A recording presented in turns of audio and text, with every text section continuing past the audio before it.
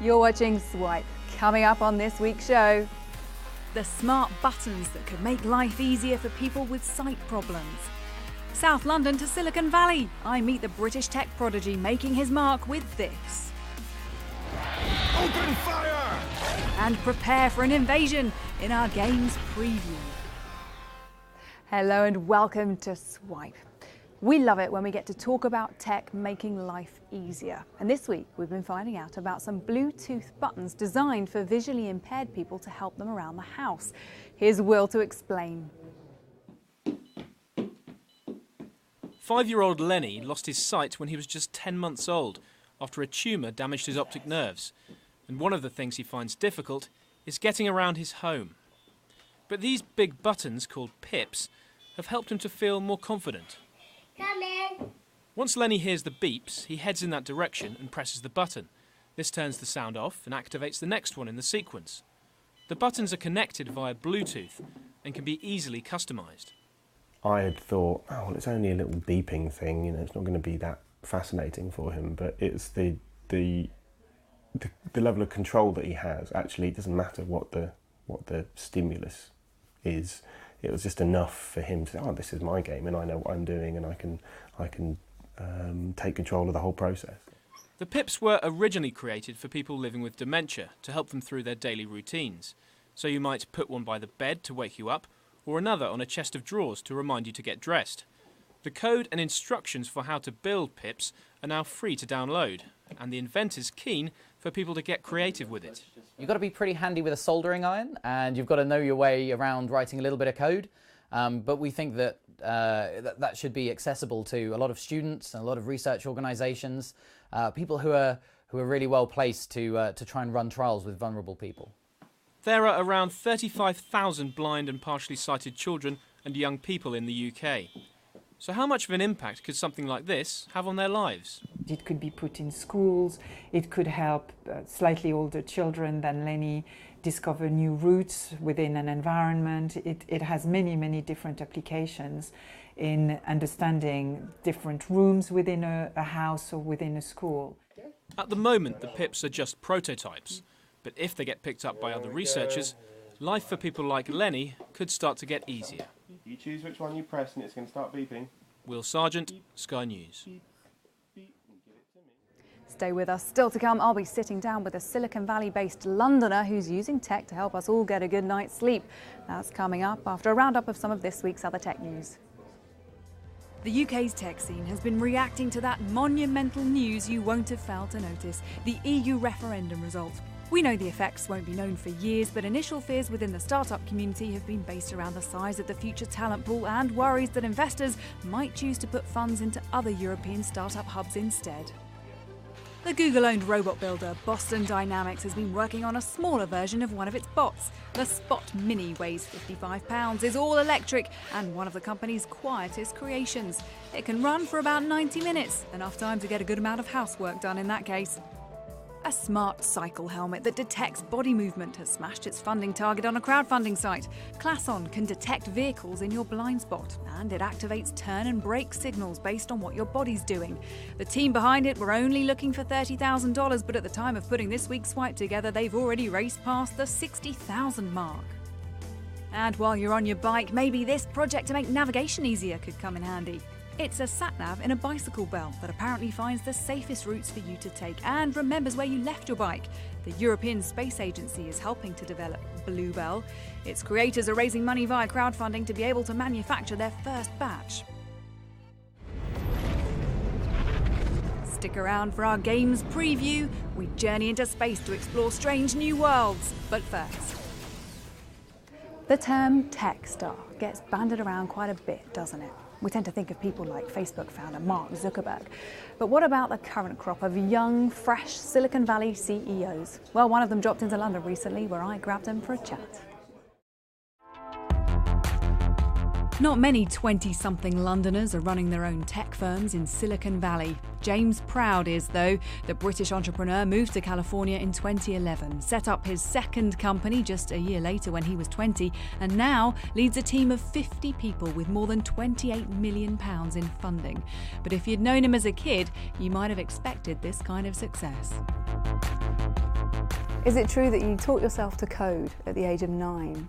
It sounds a little sad, but yes. I loved the internet, and then I discovered that you could actually basically build websites for yourself, and so that kept me busy for quite a few years. So then how did you go from South London to Silicon Valley? I started basically like building websites for people when I was 12. My mum thought I was a drug dealer. I tried to explain that drug dealers don't, well... Because of the money you were making. I was suddenly getting a little bit of money. I was like, where's this coming from? And I was like, well, there's these checks and they're coming from America. And she's like, look, I don't want to know. Don't tell me about it. James chose not to go to university when he got a tempting offer to go elsewhere. Redette, she had the opportunity to move to the Valley. I was basically given the money to go out there by a guy called Peter Thiel, who was one of the founders of PayPal, the first investor in Facebook. Yeah, so that was a pretty easy decision. Do what I'm doing now, but in the best place in the world to do it. I think for my parents, it was like, well, he's getting paid to do something better than sit in his bedroom doing what he's doing now. So for them, it was even the less riskier option. And now you're the CEO of Hello, the company behind Sense, which is here. Tell us about Sense. So Sense it's a sleep device for helping you to fall asleep. Inside here is basically a sound machine. So it can play sounds like white noise, rainfall, calming meditative sounds. It also tracks your sleep, but not just your sleep, but all of the environmental conditions such as light, sound, temperature, humidity. Sleep trackers are becoming more common. Does it concern you that the market is becoming overcrowded? And what we found is a lot of people that start tracking their sleep through something on their wrist or their phone, a lot of the times they stop doing that and actually switch over to Sense. How would you respond to people who think that sleep trackers and sleep devices are just a bit gimmicky? When you actually look at the science behind it, everything that happens throughout our day is impacted by our night. Whether it's mental health, whether it's weight, all of these things, poor sleep negatively affects. What do you think the biggest difference is between here in the UK and the US when it comes to nurturing tech talent and startups with big ideas? You go back for decades and there's been tech startups in the Valley. It's something that's beginning to shift here in the UK, and it's wonderful to see. Like, I could see now really starting a company in the UK, whereas a few years ago I think it would have been much, much harder. So do you think you might come back then and start a new company in the UK? Well, there's 50 people relying on me in San Francisco. I don't think they'll be too pleased if I said yes. Got such obligations. James, thank you for speaking to us. Thank you. We've seen loads of new video game releases over the past few months, but now things are starting to slow down a little bit. It's just that time of year. So we thought we'd make the most of the opportunity to show you a few games due to be released soon. Here's Lucy. I've seen things. A few things before. No Man's Sky is a game that's got a lot of hype.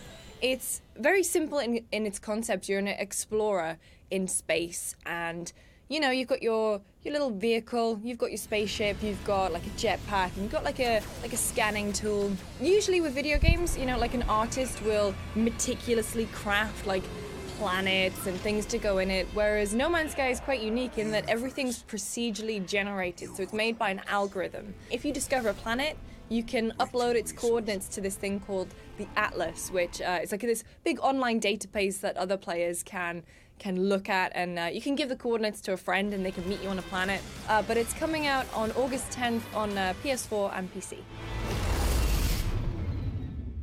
World of Warcraft is an incredibly famous video game franchise. It's a MMORPG, so it's massively online multiplayer, and you have these RPG elements, so you can craft your character the way you kind of want it. But now there's a brand new expansion pack, so it's World of Warcraft Legion.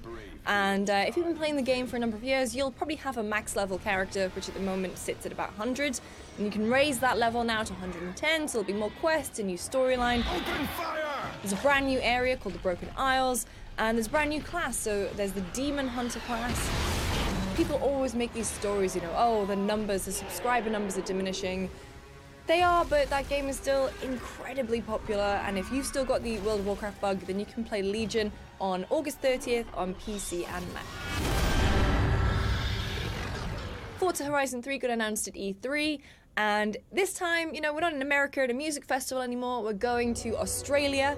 So that means that on top of your big roster of meaty supercars. There's about 350 cars in this one. You'll also get some brand new vehicles like 4x4s and dune buggies to really take advantage of the Australian terrain. It's being created by Playground Games, and they've said that there's going to be 4-player co-op online. It'll be a part of Xbox Play Anywhere, the brand new thing from Microsoft, so if you buy it digitally on Xbox One, you get a copy on Windows 10, and your save transfers between the two, as does your achievements, so that's pretty cool. It's coming out in September for Xbox One and PC.